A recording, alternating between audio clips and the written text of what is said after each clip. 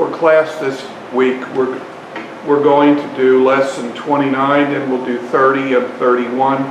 I suspect by the first week of May, the first full week of May, we will have finished 31, and we will need to have some type of a quiz. So no quiz next week, but most likely the week after that, we will have some type of a quiz. Well, Richard Nixon was elected in 1968. It was one of the closest elections in American history. The Democratic Party was divided in two. Mainstream Democrats went for Hubert Humphrey, but remember, this was an election in which most people believed that Bobby Kennedy should have been the nominee, Bobby Kennedy being assassinated in 1968. The peace vote was going for Eugene McCarthy. We were at the height of the Vietnam War. We had just survived Tet, and for many Americans, the war had gone on too long, and they supported Eugene McCarthy. George Wallace appealed to a couple of different groups of people. George Wallace appealed to the group of people who felt that we had gone too far in integration too fast. George Wallace appealed to the type of people who believed that law and order was more important than some of the things that were going on in the country at the time. George Wallace was kind of, let's return to the nostalgia. The Republicans were set with Richard Nixon. Now, Richard Nixon had had a long time political career. Richard Nixon had been vice president under Dwight Eisenhower for 8 years. Now, it was when he started under Eisenhower that some problems occurred. Nixon was accused of taking campaign dollars and using them to purchase clothing and cars for himself and his family. Now, this was a no-no, this was a crime. Nixon went on TV and he introduced his family, he introduced his wife, he introduced his two daughters, he even introduced his little dog, Checkers. And so, to most people, this becomes known as the Checkers speech, and most Americans believed what Nixon had said, and he had a rather peaceful 8 years as vice president. We know that in 1960, Nixon lost an especially close race to John Kennedy. He then ran for the governor of California in '62 against Ed Brown, father of the current governor of California, and lost again. Now, Nixon blamed both of these losses on the press, and Nixon reminded the press when he left the podium in '62 that they wouldn't have Nixon to kick around anymore. In 1967, Nixon began his comeback. Nixon believed that there were people who believed in the war. There were people who did not like the protest. Nixon referred to these people as the silent majority. And he believed that the silent majority backed him, not any of the Democratic candidates. Now, when Nixon was running for president, he said he had a secret plan to win the war.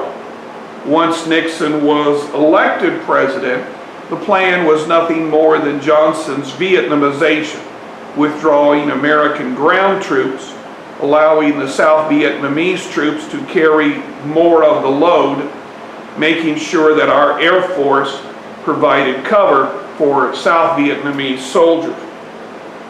In 1969 and 1970, the war continued on. Now, Nixon promised that he was trying to end the war, but most people did not believe him. Most people believed that Nixon did not want to end the war, that Nixon had used the war to get elected in 1968. Bottom line, most people just didn't trust Richard Nixon. Those young people who were protesting the war in Vietnam were part of a much bigger unit. They were part of a group called the counterculture. The counterculture are people who disagree with the older generation.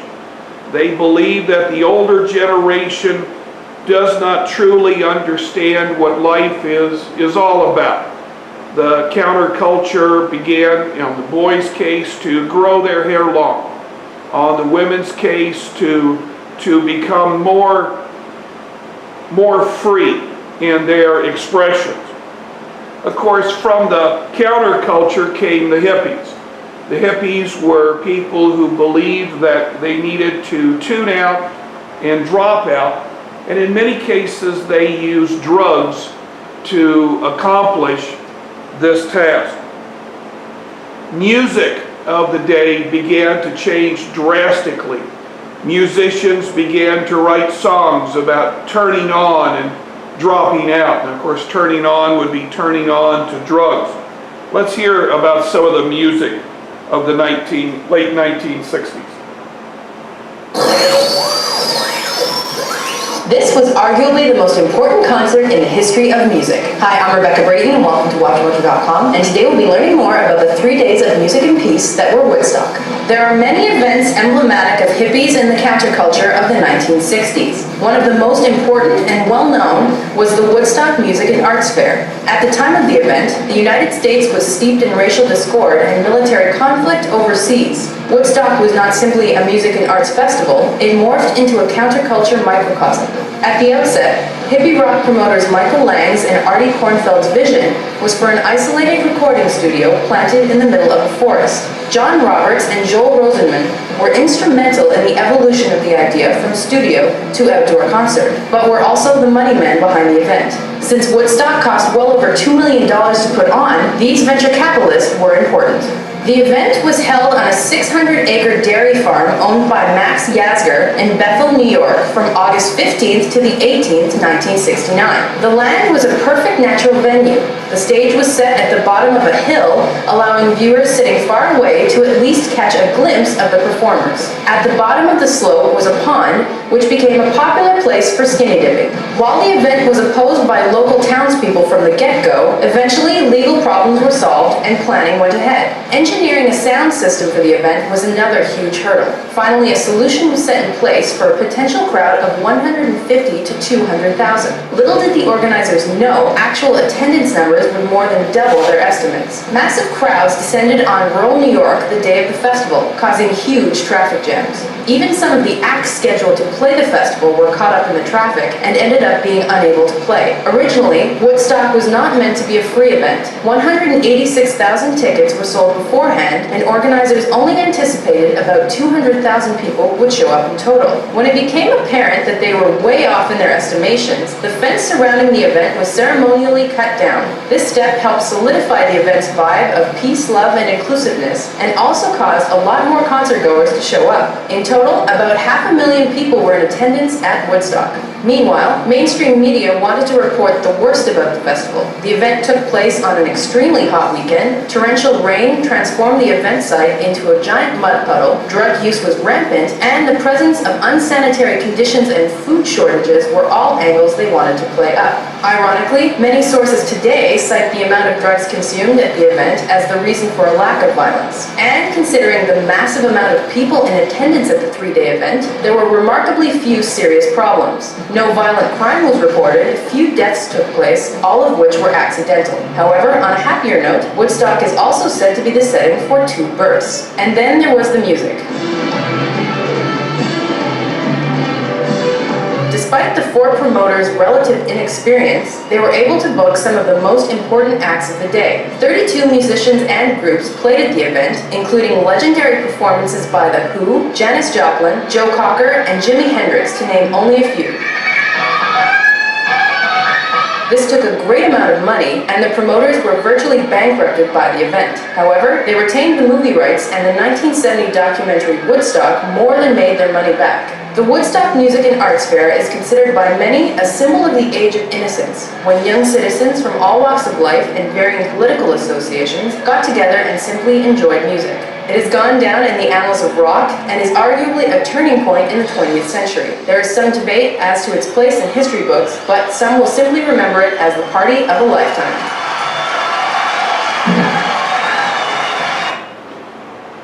Woodstock was so important, Woodstock was so well attended that just about every state in the Union would begin to go to outdoor concerts, and outdoor concerts became all the rage in the 1960s and early 1970s. In 1970, Richard Nixon announced that there had been a secret invasion of Cambodia. Now, if you remember from the last lesson, Cambodia was part of the Ho Chi Minh Trail, and North Vietnamese regulars and Viet Cong would resupply and retool in Cambodia, so it was decided to invade Cambodia. Here we can see Richard Nixon in front of the television explaining where the Americans were going in. The invasion of Cambodia set off a new wave of resistance to the war.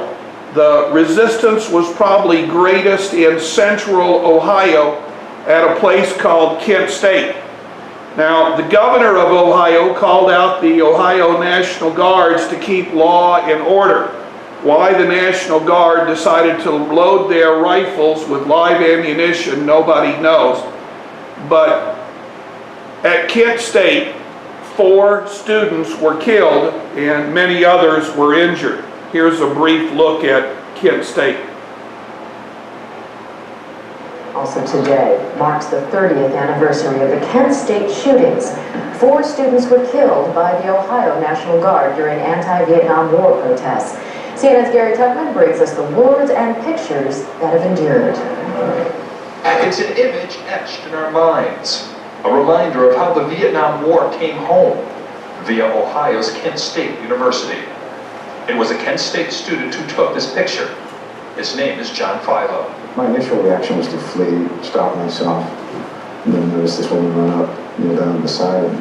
The woman was actually a 15-year-old girl screaming in horror as Kent State student Jeffrey Miller lay dying.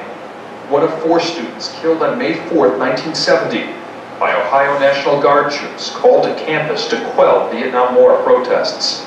It was like, oh my God, I can't believe it. So everybody came out, there was kids laying on the ground, running all over the place. Bob Carpenter was the news director of the Kent State student radio station. Breathlessly, he told his listeners on that day of National Guardsmen opening fire, claiming their lives were in danger. But Jeffrey Miller was 85 yards away when he was shot. And Allison Krauss, William Schroeder, and Sandy Scheuer were even farther. There isn't a day in my life that doesn't go by that I don't wake up or have some conscious thought of this. I was in Vietnam twice before. I didn't have the fear that I had on this campus. Helicopters swooping down, tear gas, bullets. You know, it was a scary thing. It's still, I get goosebumps even talking about it right this moment. Other Kent State students at the time also took photos of the carnage, like Paul Tobel. When I saw the students and their pools of blood, I said, this is it. It's got to stop. The protests, the war, everything. We've gone too far. John Darnell was also a student photographer. I like to call it murder. I find no justification and no justice. Protesters were angrier than ever right after the shootings, and faculty members were warned by the National Guard's commander students must disperse immediately. It was then that the late Frank made an emotional speech to students that likely prevented more bloodshed. It was recorded by radio reporter Carpenter. I don't care whether you've never listened to anyone before in your life.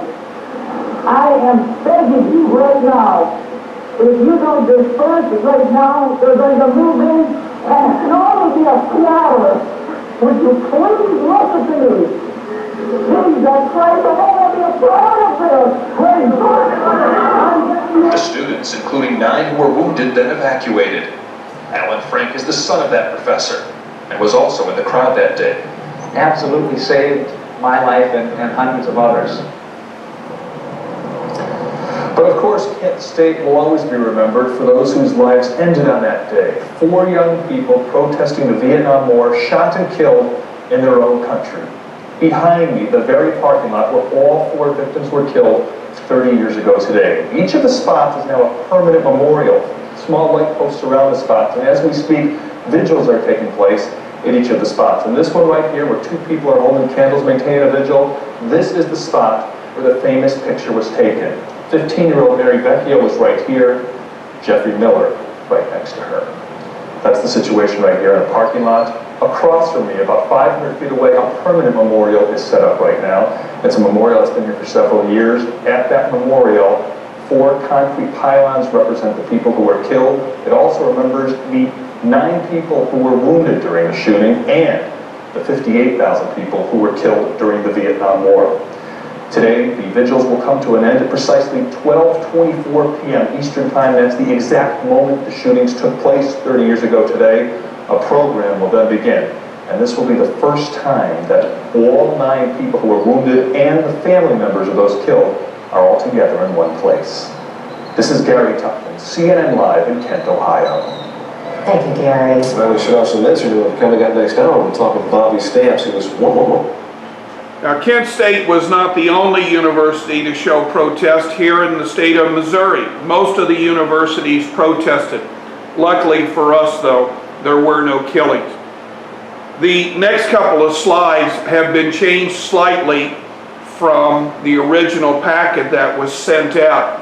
In 1966, the Department of Defense authorized a document called the Pentagon Papers to be written.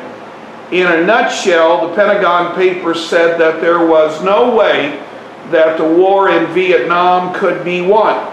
Now, of course, since '68, the war had continued on. Thousands more had died. Well, the New York Times, the Washington Post, and CBS News all got a copy of this report. And they all aired this or printed this for the public to see. The Nixon administration went to court.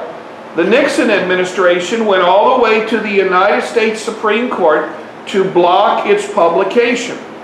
In 1970, the Supreme Court ruled 6-3 that the news media could publish the Pentagon Papers, and so the American people got to see that the war was no way winnable. Daniel Ellsberg had been contracted by the Department of Defense to write this report. Ellsberg himself had gone to Vietnam, had served in Vietnam, had written the report that had largely been covered up. He knew what the report said, and he made copies of it. Now, Ellsberg himself would go to jail for the release of these documents.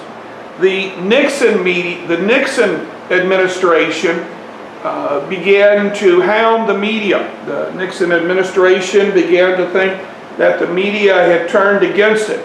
It would be safe to say that Nixon hated the media, but I think it would also be safe to say the media hated Nixon. In the 1960s, the United States was behind the Soviet Union in the space race. The Soviets were the first to put a satellite into outer space, Sputnik.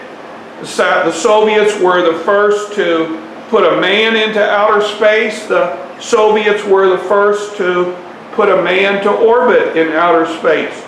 But by the late 1960s, NASA had caught up.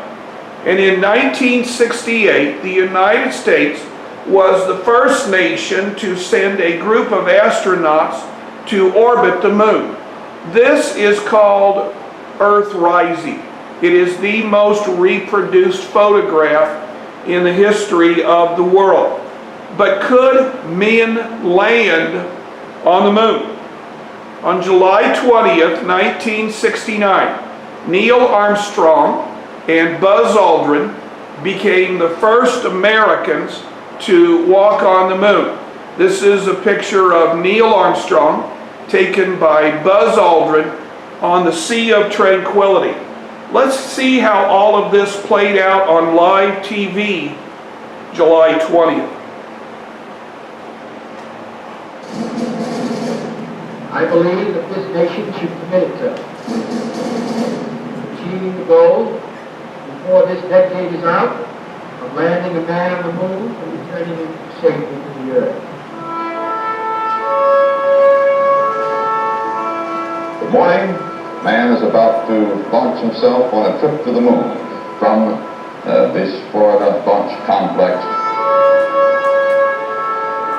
Astronauts Armstrong, Collins, and Aldrin sitting there atop the Clayton Saturn rocket in their command module.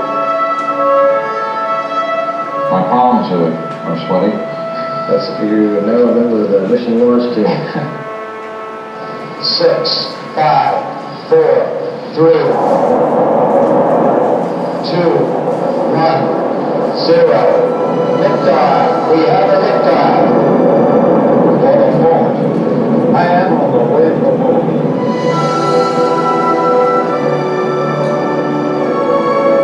It seemed that the whole world stopped as man set out on the adventure to escape from his own planet and to set foot on a distant one.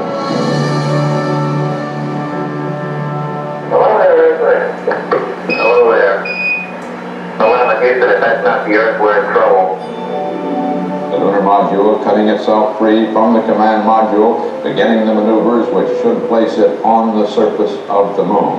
Right there, Eagle Conduct. Roger, how's it look? Stay on the way, please. Houston here, go for landing, over. Roger, understand, go for landing. 6 feet, 2.5 down. We're cruising to the right road. 30 seconds. Oh, jeez. Tranquility Base here. The Eagle has landed. Oh, man on the moon. Boy. We're going to be busy for a minute. There he is, there's a foot coming down the step. At the foot of the ladder. Armstrong is on the moon. Neil Armstrong, 38-year-old American, standing on the surface of the moon on this July 20th, 1969. That's one small step for man, one giant leap for mankind. Well, for thousands of years now, it's been man's dream to walk on the moon. Right now, after seeing it happen, knowing that it happened, it still seems like a dream. Go ahead, Mr. President. This is Houston out. Hello, Neil and Buzz. This certainly has to be the most historic telephone call ever made from the White House. Thank you, Mr. President. Honor for us to be able to participate here today. We think that you've done a magnificent job up there today. Over. Thank you very much. It's been a long day. Man had landed there, and man was taking his first steps there. I wonder just what there is to add to that.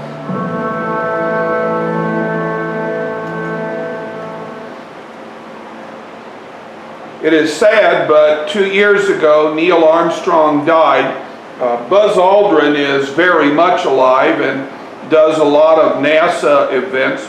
All total, 10 different men from the United States would land on the moon and walk on it. The last lunar landing was in '73. There is some call that we need to go back to the moon, that we need to colonize the moon. 1972 is a presidential election year. In Vietnam, the war was still going on. Now, the number of American troops in Vietnam had steadily declined, but the amount of bombing in Vietnam, whether it be north or south, had continued to grow.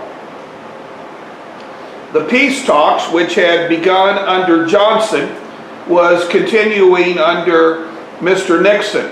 The gentleman on the right in the glasses, this is Henry Kissinger. And Henry Kissinger was our representative at the peace talks. Each time they would meet, Kissinger would come out and say progress had occurred, but the war continued on. Nixon had proposed when he became president that taxes be lowered, but the spending on the war was so great that taxes could never be lowered. The amount of inflation was beginning to become higher and higher. The economy became stagnant.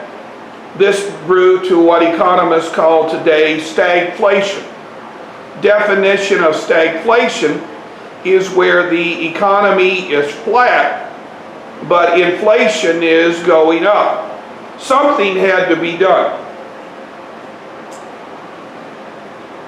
As the war in Vietnam became more and more unpopular, Congress began to give less and less money to the Defense Department. Nixon would then take money out of domestic affairs or social programs and place it into the Department of Defense. Example, you want to build an interstate highway from Kansas City to Omaha, Nebraska. That's I-35. Well, Nixon took all the money out of this and gave it to the Defense Department. States like Missouri and Iowa and Nebraska began to sue the Nixon administration to get this money back. Various minority groups began to sue the Nixon administration because so much of the money was coming out of social programs like Medicaid and aid to the poor. Eventually, Nixon was taken to the United States Supreme Court, and the United States Supreme Court agreed that Nixon had to spend the money the way Congress suggested. In 1972, half of the troops that had been in Vietnam were gone. So we had learned that 500,000 were there in 68, and by 72, the number was down to 250,000. I think this would probably be a good place for us to stop for today. I don't want to get too far ahead of myself. And Nixon is going to come up with his foreign policy to stop communism during this first administration. It would involve Vietnam. It would also involve the People's Republic of China, that's Red China, and the Soviet Union. So we will pick it up here tomorrow.